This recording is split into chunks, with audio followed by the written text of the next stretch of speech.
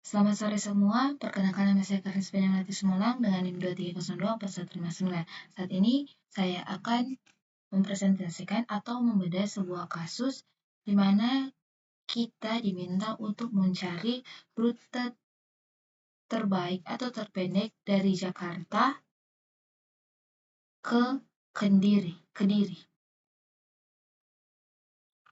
Di sini kita mempunyai data beberapa rute dengan jarak yang berbeda-beda.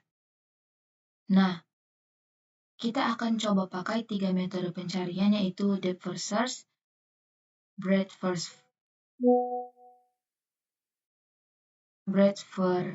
search, dan base first search. Mari kita mulai. Nah, di sini saya membuat sebuah graf peta jaringan.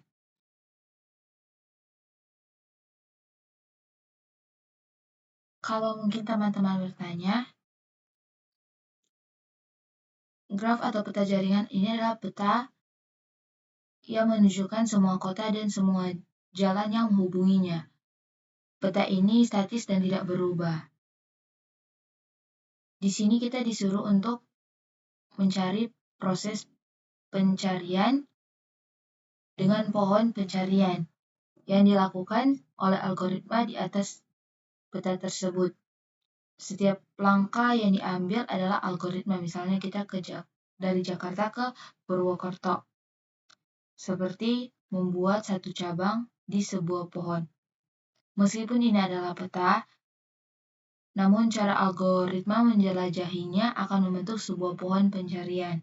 DFS akan menjelajahi satu cabang pohon mencari itu sampai ke ujung. BFS akan menjelajahi pohon pencarian itu lapis demi lapis. Nah, baik, saat ini kita lanjut ke metode yang pertama, yaitu depth first search, di mana metode pertama ini dianggap seperti seseorang yang nekat menjelajah. Kita sudah dipilih satu jalan dan akan terus lurus sampai mentok atau sampai ke tujuan. Dalam kasus ini, misalnya DFS dimulai dari Jakarta, lalu dipilih jalan yang pertama ke Purwokerto. Dari Purwokerto dia lanjut ke Solo. Kemudian dia lanjut lagi ke Yogyakarta, dan dari Yogyakarta akhirnya dia menemukan Kediri. Rute yang ditemukan adalah Jakarta, Purwokerto, Solo, Jogja, dan Kediri. Dengan total jarak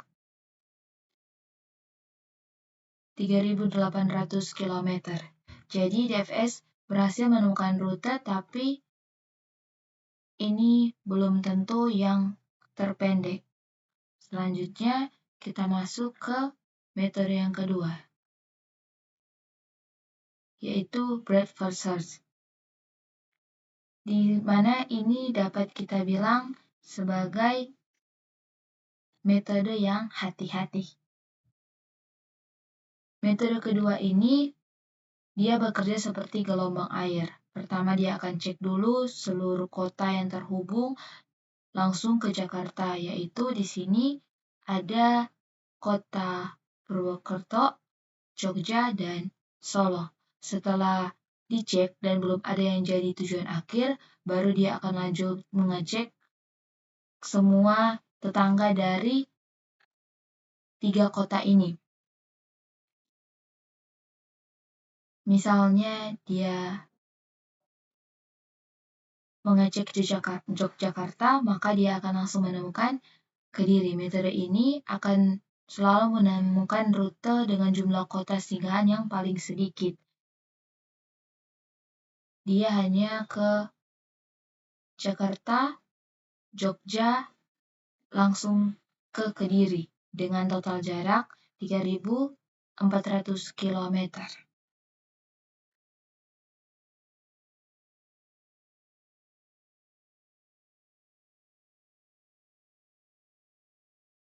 Nah, di sini ada metode yang terakhir, dan metode ini menurut yang dijelaskan adalah metode yang paling banyak dipakai, yaitu best first search, di mana dia adalah kombinasi atau gabungan dari kedua metode yang dijelaskan tadi.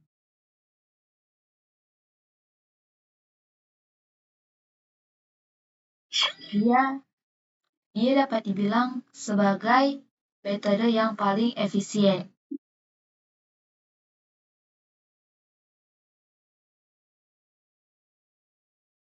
Lebih spesifiknya, dia dikatakan sebagai uniform cost source. Metode ini adalah metode paling efisien. Metode ini tidak asal memilih jalan, tapi selalu memilih jalur yang total jaraknya paling pendek dari titik awal. Jadi, metode ini adalah metode yang memilih jalur terpendek dari titik awal, yaitu Jakarta ke Kediri. Dapat kita lihat di sini dari Jakarta, ada 3 pilihan, yaitu ke Purwokerto 800 km, ke Solo 1000 km, dan ke Yogyakarta 1900 km. Dia akan memprioritaskan untuk mengecek jalur terpendek dahulu. Proses ini akan berlanjut dan dia akan selalu membandingkan total jarak dari semua kemungkinan jalur yang ada. Meskipun rute awal Jakarta-Yogyakarta terlihat panjang, metode ini tetap akan memperhitungkannya, dan ternyata rute ini adalah rute akhir yang memberikan jalan tercepat menuju ke tujuan akhir kita, yaitu Kediri. Hasilnya sama seperti BFS, yaitu Jakarta, Yogyakarta, lalu ke Kediri dengan total jarak yaitu 3.400 km. Bedanya metode ini menjamin bahwa ini adalah rute yang paling optimal. Tampilan di sini menunjukkan bahwa DFS mode rute sepanjang 3.800 km. BFS memberikan total jarak sebesar 3.400 km. Dan yang terakhir, metode best first search juga memberi kita rute 3.400 km. Tapi metode ini satu-satunya yang bisa kita andalkan untuk menjamin hasil yang paling optimal dari segi jarak. Jadi untuk kasus yang ada saat ini, pemenangnya adalah best first search.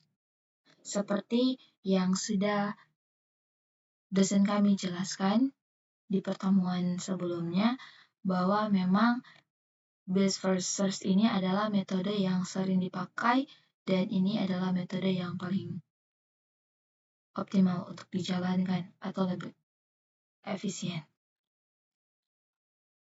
Sekian penjelasan dari saya, semoga bermanfaat dan dapat dipahami.